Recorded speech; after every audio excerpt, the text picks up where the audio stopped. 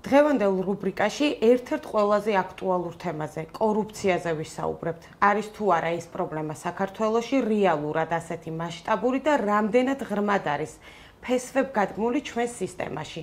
ამ კითხვებზე პასუხს დღეს პოლიტიკოსი ჯონდი ბაღათურია უპასუხებს. მოგესალმებით ბატონო ჯონდი. დავიწყებ პირველი კითხვით. თქვენი აზრით დღეს საქართველოში კორუფცია უფრო ინდივიდუალური შემთხვევებია თუ სისტემური პრობლემა გვაქვს? კორუფცია არის სისტემური პრობლემა და ცოტა სწორად რო გავიაზროთ პრობლემის სიღრმე. უნდა გადავინაცვლოთ ცოტა ადრე ნაცმოძრაობის დროს, როცა ელიტური კორუფცია, ეგრეთ წოდებული ელიტური კორუფცია შეიქმნა, ეს იყო კორუფციული სქემები და კარტელური შეთანხმებები. მაგალითად, ფარმაცევტიულ ბიზნესში, რომელიც ყველაზე მაღალრენტაბელური ბიზნესია. 800, 1000, 1357%-იანი მოგება არის მაგალითად წნევის მარეგულირება წამალზე კაპტოპრილზე. 8000%-იანი მოგებების კი არსებობს, მაგრამ არსებობს მხოლოდ და მხოლოდ 4 ოპერატორი. რატო არ იხსნება მე-5, მე-6, მე-7? იმიტომ რომ ამ მაღალრენტაბელ ბიზნესში არსებობს კარტელური შეთანხმება ამ 4 ოპერატორს შორის და ესენი არიან დაკავშირებული მთავრობებთან. რატო თქვი მრავლობის წარსულში ასე შეიქმნა, მაგრამ რადგან ახალი მთავრობამ არ მოახდინა ამ ციხესიმაგრის დანგრევა, ესე იგი ახალი მთავრობას ამაში მონაწილეობს. ქონდა რაღაც ცდილობები ყარიბაშვილს, მაგრამ გაჩერდა. შესაბამისად ეს იმდენად ძლიერი სქემა, იგივე სქემა მუშაობს მაგალითად საწვავის ბიზნესში. რატო აქაც 4-5 ოპერატორია? რატო მე-6, მე-7, მე-10 და მე-15 არ ჩნდება? აქაც ძალიან მაღალ მოგებაზე მუშაობენ. იმიტომ რომ რეალურად აი ამ სქემები, კორუფციული სქემები და კარტელური შეთანხმებების მსხვერპლი არის მთელი ქვეყნის ეკონომიკა. ქვეყნის ეკონომიკა არის გადანაწილებული ასეთ კლანებს შორის. ეს ამ ხელისუფლების შექმნილი არ არის, მაგრამ ამ ხელისუფლებამ ან ვერ დაანგრიეს სისტემა და ამასთან ბრძოლას ჩვენ ვერ ხედავთ. ჩვენ ხედავთ სწორედ ფრაგმენტულ ბრძოლას. მოხსნეს ვიღაცა, დააბრალეს რომ დაძდეს ბრალი კორუფცია, შეიძლება არის ის კორუფციაში დამნაშავე, მაგრამ ხლა მინისტრის მოადგილეს დაკავება ისე რომ მინისტრი არ იყო შვაში და რაღაც ეხლა ეს კაბელების საქმეს თუ გავიხსენებთ, იმას გავს, ხო? დეპარტამენტის თავმჯდომარები დაიჭერეს და მინისტრის დაკითხვაზეც არ ყოფილა. რამდენად სანდოა მოქალაქეებისთვის სახელმწიფო სტრუქტურები და სად იკვეთება ყველაზე დიდი უნდობლობა? ყველაზე დიდი უნდობლობა სწორედ კორუფციაშია. სახელმწიფო სტრუქტურებში, როცა მოქალაქე ცდილობს რაღაცა კერძო ვაჭრობიდან ცოტა ზევით აიწიოს და რაღაცა აი პირველივე საბაჟო პუნქტზე როცა რაღაცა შემოაქვს, ლარსის გამშვები პუნქტიდან თუ ფქვილის შემოტანა უნდა რუსეთიდან, ან კიდე საწვავის შემოტანა უნდა პორტ რომელიმე საბაჟო ტერმინალში, საზღვაო პორტიდან. აი იქ გაწყდება კედელს. აბსოლუტ კედელს. და იგივე ფარმაცევტიულ ბიზნესში აწყდება საკანონმდებლო კედელს.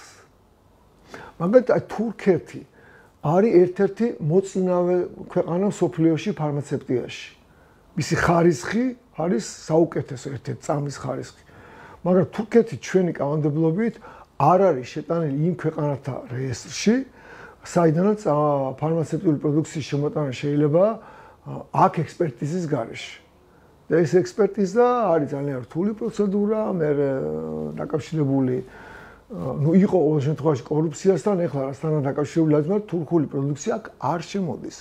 შემოდის ძალიან მცირე ნომენკლატურა, მაგალითად ნექსიუმი კუჭის წამალია თურქული, მაგრამ შემოტანილი არის მთავრობის ეგიდით და ერთი კოლოფი ნექსიუმი თურქული ღირს 8 ლარი და 20 თეთრი და 72 ლარი ღირს შვედური და ხარისხი თურქული ჯობია.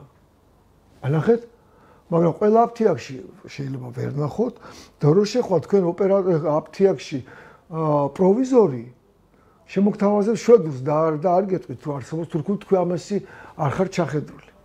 ეს პრობლემაა. რომელ სფეროებში ხედავთ ყველაზე მეტ კორუფციულ რისკს? აი, ფარმაცევტიულ ბიზნესში, საწვავის ბიზნესში. და რატომ? ეს არის ყველაზე მაღალ რენტაბელური ბიზნესი.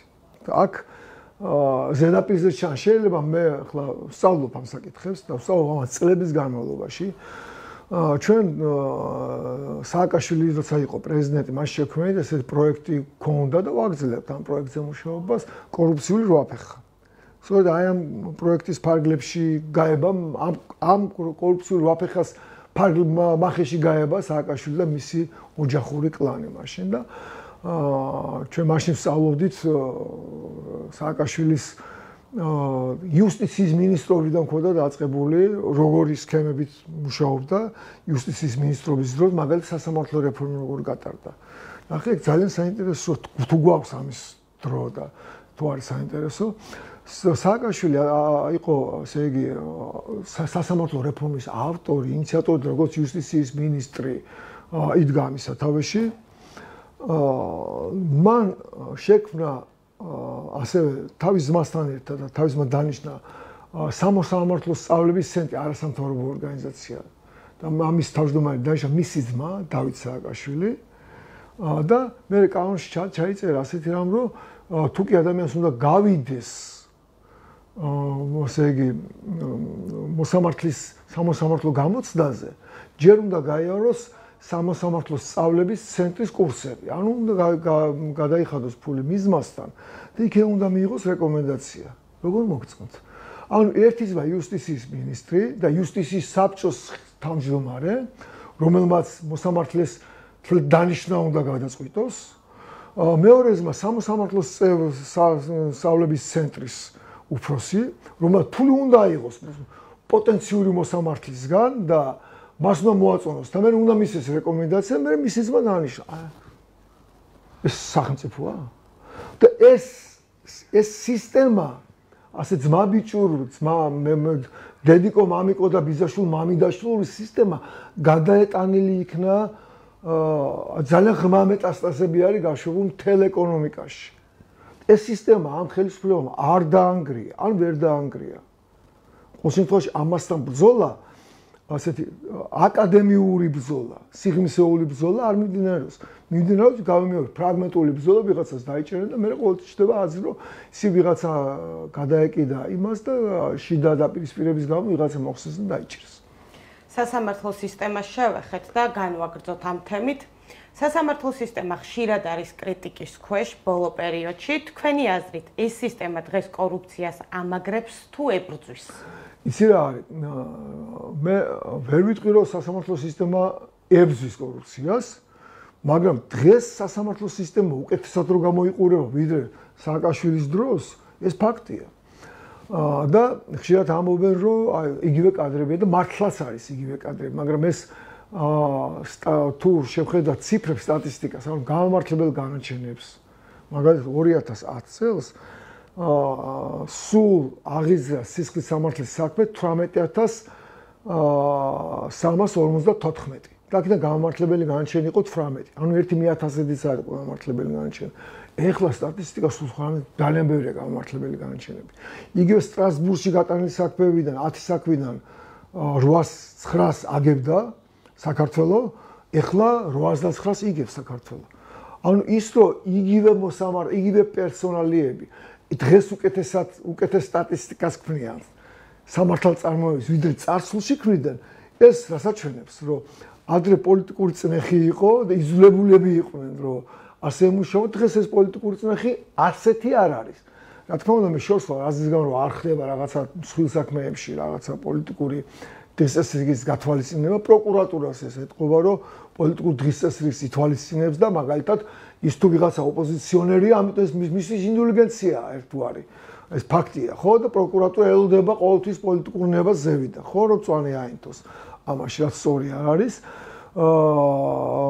მაგრამ ესე ზოგადად აი სტატისტიკის რას მეკითხარით, გამომართლებელი განაჩენები და სტრასბურგის სასამართლოს გადაწყვეტილებები.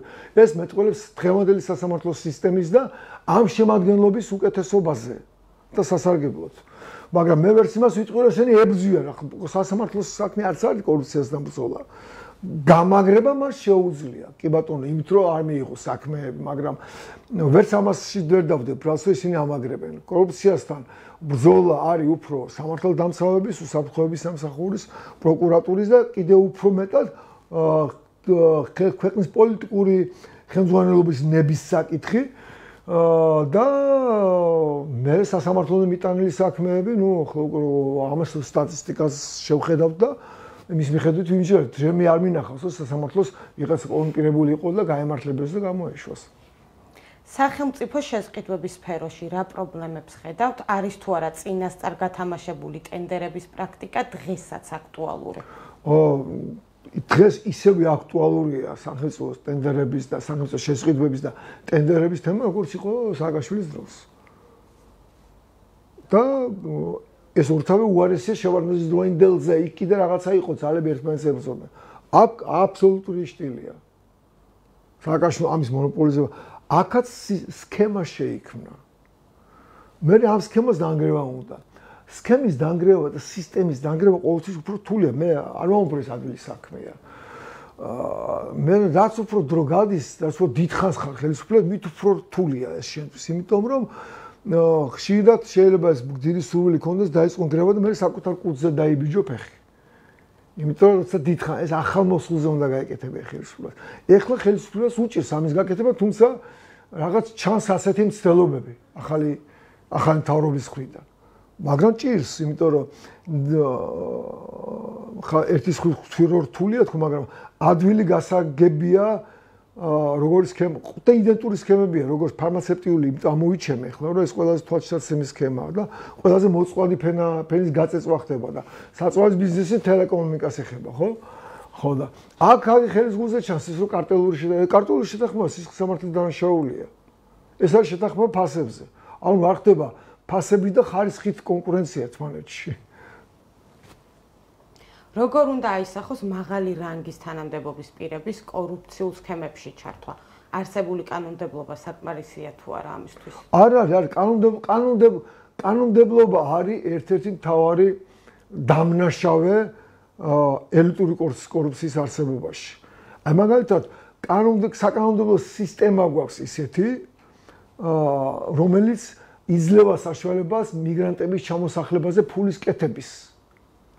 აი მე რომ ამოვიღე, შევისწავლე საკანონმდებლო ბაზა, როგორ შეიძლება ხდებოდეს, უბრალოდ როგორ ხდება ცხოვრების უფლების მინიჭება, ან ინვესტიციების განხორციელების გამო, ან ქონების შეძენის გამო, ან ფიქტიური ხელმოწერების ფორმების გამო, ეს არის სამშობლოს გაყიდვის კანონი.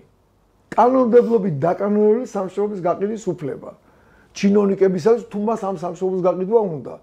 და სამშობლოს გაყიდვა მიმდინარეობს ემიგრაციის ან კანონმდებლობის მიხედვით. ძირითადი სფერო, ძირითადი ბიზნესი ეს არის დეველოპმენტი და განათლების სისტემა, სადაც ხდება ფულის კეთება მიგრანტების აქ უკანონო ჩამოსახლებას. ანუ უნდა აღწერო მაგალითად დეველოპმენტთან დაკავშირების სისტემა. ძალიან ბევრი მოქალაქე არის აზიის ქვეყნებში, რომელსაც პრობლემები აქვს თავის ქვეყნის კანონმდებლობასთან, სამართალდამცავ ორგანოებთან. ამიტომ ის ცდილობს, რომ საბაზისო ცხოვრების უფლება სადმე რომელიმე ქვეყანაში მოიპოვოს. ამ ხრივ ოაზისური გარემო არის საქართველოში შექმნილი.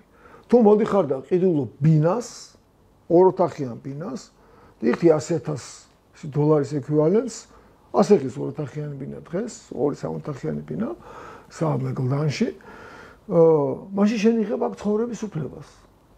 და ეს აზიელები და აფრიკელები დედაბუდიან ახლა ერთი იღებს და ქმარის 4 და 5 ცოლი ხავს და მოდის ერთი კაცი იყიდის ბინას და მე აგერ სახდება ათობით ადამიანი აქედანაც არის ხო ეს ხო ვიზუალურად ჩანს ეს ხო არ იმალება ჩვენგან გარეგნობით განსხვავებულები ახლა ევროპელი და რუსი და ბელორუსი და უკრაინელი არ ჩანს ჩვენ გვანან გარეგნულად და ვერ მიხვდები ახლა თუ არ დაელაპარაკი ხო და ესენი გარეგნულად თვალსაჩინოა გარეგნულად განსხვავდებიან ჩვენგან და უმეტესობა ასია. აი ესეთ სისტემაა შექმნილი და ძირითადად რა ხალხია, ვისაც იქ პრობლემა აქვს, ან ნარკოტიკებით და რატო აი თუ დააკვირდებით ახლა უსაფრთხოების სამსახური და პოლიცია იჭერს ძირითადად არის ირანის მოქალაქეები, პაკისტანის მოქალაქეები. ეს ის ხალხი რომ იქ პრობლემა ქონდა, იქაც ამას აქ კი არ ისწავლა ნარკოტიკებით ვაჭრობა. იქ რომ ამ საქმეს აკეთებდა, იქ რომ პრობლემა შეუქმნა მისმა სამართალდამცავ სისტემამ, სადმე უნდა გაქრალიყო ის სქემები მას ჰქონდა.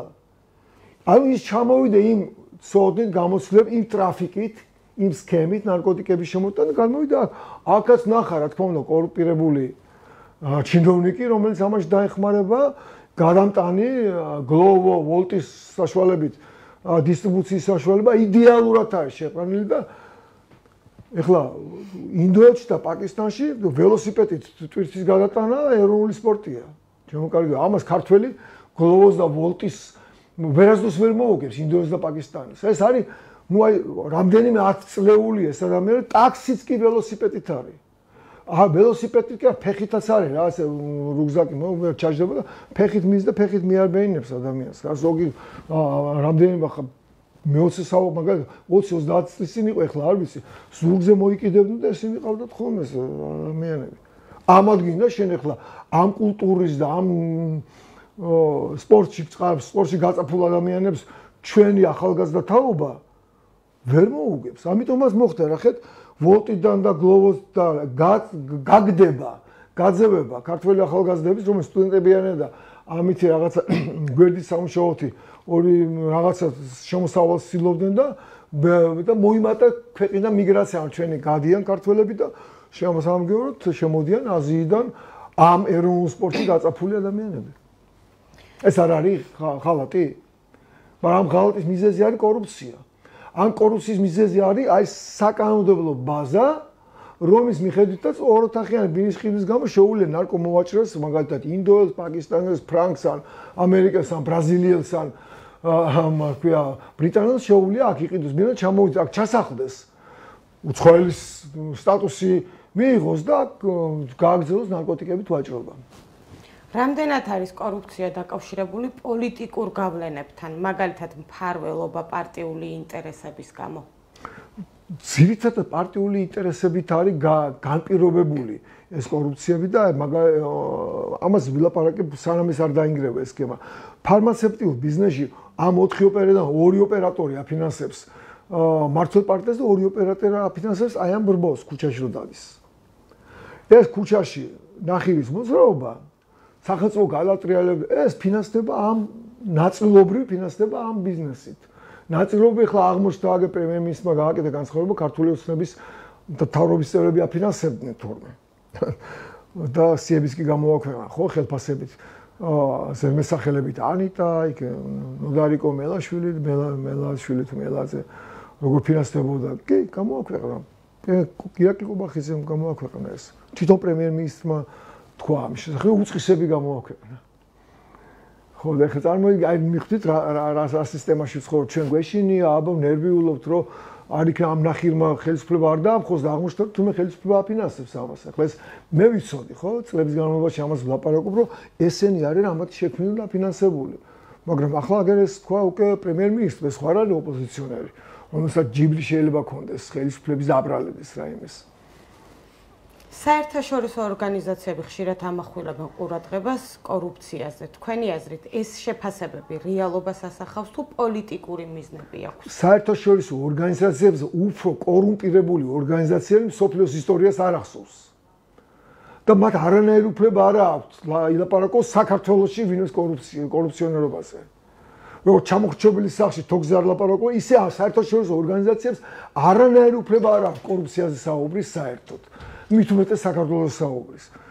იმიტომ მიუხედავად იმისა, რაზეც ახლა მე ამ მთელი გადაცემა ვლაპარაკობ, შედარება არ შეიძლება საქართველოში წესრიგის ანტიკორუფციული წესრიგის და მათი წესრიგის. ისინი საერთოდ დამრჩვალი არიან ამ კორუფციულ ჭაობში. აქ რაღაცა ფრაგმენტული ბრძოლა მაინც მიმდინარეობს. რას აკეთებს სახელმწიფო ამ პრობლემასთან საბრძოლველად და თქვენი აზრით ეს ნაბიჯები რეალურად მუშაობს თუ უბრალოდ ფორმალურია? ფორმალურია სახელმწიფოს რადგან არის ფრაგმენტული. ეს გავს რაღაც კამპანიურ ხასიათს იღებს, გახსენდება თუ კორუფცია არის, ან ვიღაცას შიდა ბრძოლის გამო გადაეკიდება და ვიღაცას დაიჭერენ, მე როგორც ეხლა ხდება. სისტემური ხასიათი უნდა ქონდეს ამას. აქ უნდა იყოს ერთი, თქვა, პროკურატურაში ან უსაფრთხოების სამსახურში ერთი სამსახური, რომელიც ამაზე მუშაობს. და ამას უნდა ქონდეს კავშირი აუცილებლად საკანონმდებლო ორგანოსთან, იმიტომ რომ კანონმდებლობა არ უნდა იძლეოდეს ფულის კეთების საშუალებას სამშობლოს ღალატის ხარჯზე. კანონი გაიხმე ხო რა სქემა გაჩვენეთ. რა სქემა წარმოვადგინე. კანონი იძლევა საშუალებას, რომ ფული აიღო იმაში, რომ აქ ნარკომოვაჭრე ჩამოასახლო. ეს უნდა გაჩერდეს. მადლობა. მადლობა თქვენს.